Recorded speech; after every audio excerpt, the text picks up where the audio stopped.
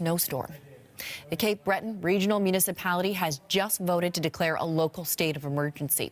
Parts of the Sydney region could see up to 150 centimeters of snow by tomorrow afternoon. For anyone wondering, that's nearly 5 feet. Here is some of the latest video into our newsroom from north of Sydney.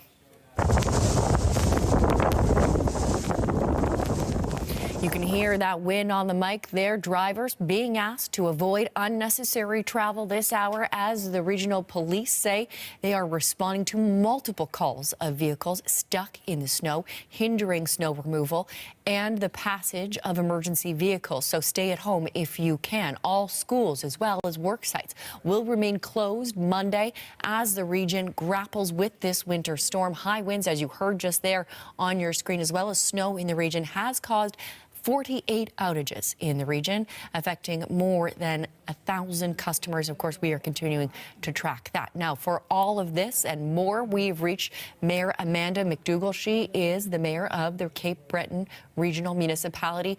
Thank you so much, Amanda, for taking the time. No, so grateful. As we just said, that local state of emergency has been declared. We know you yourself have been in meetings with your councillors today, emergency meetings at that. What information can you share with us?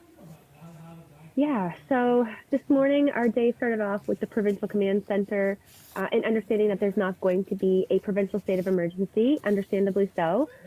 This is really unique to Cape Breton right now. We are, in fact, the hardest hit across the province. Unfortunately, in the coming hours, 3 to 4 hours, really, we're going to see the worst of the storm. That's a lot to hear as a resident, I'm sure, because right now I'm looking at my windows here and the snow has taken over my entire deck. I can't even open the doors. So thinking that we haven't seen the worst yet is really, it's a really terrifying thought. So that's why the local state of emergency is so important. You said the snow is, you can't even see your door. Can you perhaps set the scene for us a little bit? When you woke up today, what was it like and what's it like now? Well, it was quiet. That's the first thing I noticed, and that was because my house is completely covered with snow on all sides. The windows to the front of my house, usually I have to get up on a ladder to go and clean them. There's snow in those windows right now. That is everywhere. That is across our community. Our roads are completely filled with snow, but Public Works is working around the clock to keep some of the main arteries open as best as possible. And again, I can't reiterate, that's why it was so important to have the state of local emergency. We need people to stay home. The safest place that they can be right now is at home, so our Public Works folks can get out there and clear roads. First responders need those roads cleaned. Our frontline workers need those roads cleaned. They need to be able to travel. If you are out there and get stuck in snow and have an abandoned car, that is hindering public safety. So stay at home, as you said. I'm wondering, as the snow clearing efforts get underway, your crews are very busy. What precautions have you and the municipality taken to keep the public safe at this point? Well, the state of local emergency, quite frankly. This gives us the authority to say, look, you've got to stay home. Unless it's completely essential, if it's an emergency, you need to stay at home. It also allows us to reach out to the community and say, hey, in our normal procurement policies, we can't just hire anybody off the street to help us do any type of work. This supersedes that. Now we can say anybody who has experience, who's got machinery, we need your help and we need it now. This state of local emergency also allows us to continue to push the province to support us.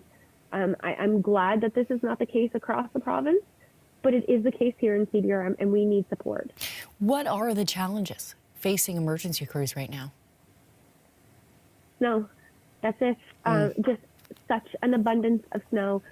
I mean, these are the levels of snow that, your grandparents would say, oh, we used to walk to school and the snow was up to the top of the telephone poles. It's literally that case. The gusts of wind now that is pushing snow is also very problematic. It's making it more difficult for our Public Works crews to get out and clear those roads.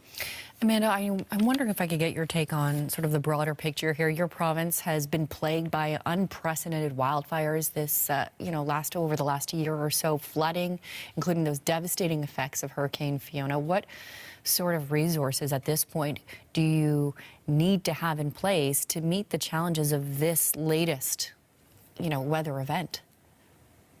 Yeah. It's remarkable. I was just saying, leading up into this interview, the amount of media requests right now, it's making me think about Fiona and what had happened. And You can never be prepared for the unexpected. Nobody thought we would get over 100 centimeters of snow in such a short period of time. Right now, what we realize is that we need more resources. We need more folks who can come and help move snow, because this is going to pass. The storm system is going to pass, and then we have to clean up, and we don't have the resources to do it alone. So we need the province to step up. We need the federal government, hopefully, to recognize as well that if there is something out there, if there's a machine, if there are people, we need that help immediately to get cleaned up from this. It's going to take a while.